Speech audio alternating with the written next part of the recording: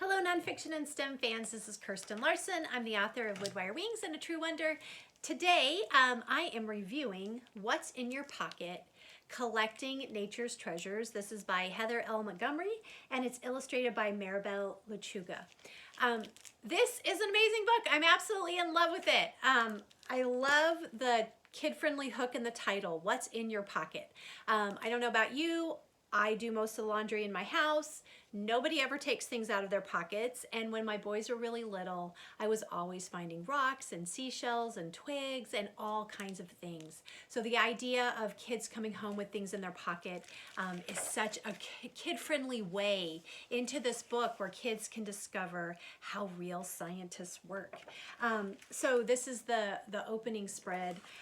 When you explore the great outdoors and find something strange and wonderful, do you put it in your pocket?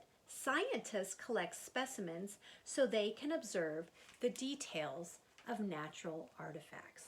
So Heather starts out connecting it with kids and then showing how something that they do is what scientists also do.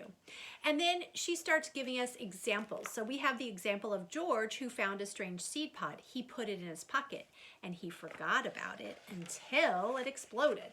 And then we learned that this is George Washington Carver.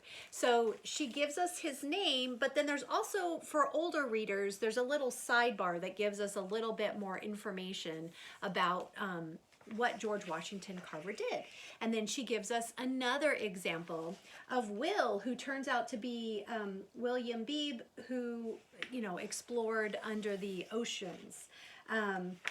So then, after giving us a couple of examples of kids who collected and took their collections home and grew up into scientists, she asked them, do you add them to your collection? And then she talks about how scientists sort, compare, and look for patterns in their collections. And then she gives us an example of another scientist who as a kid did something similar. And in this case, it's Charles Darwin, who collected lots of living things, rocks, empty shells, and living beetles. And of course, it was by comparing and looking at these collections that he was able to figure out this whole idea of natural selection. So she gives us a few examples of scientists who are analyzing their collections.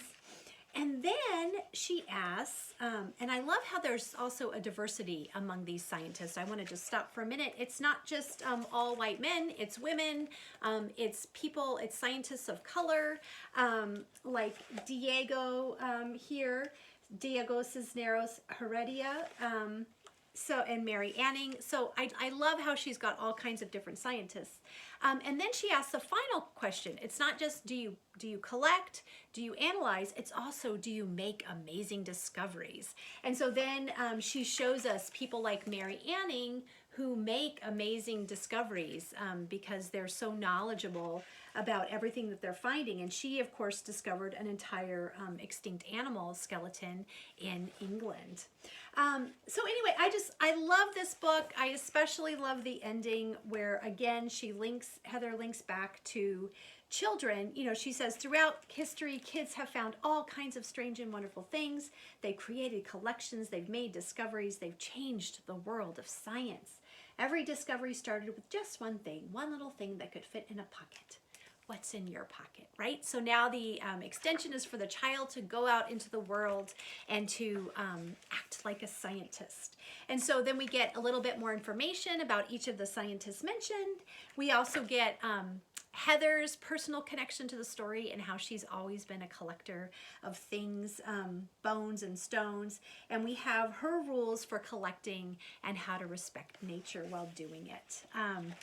So this is just an absolutely stunning book. I love it for teaching kids about scientific inquiry. I highly recommend What's in Your Pocket, Collecting Nature's Treasures.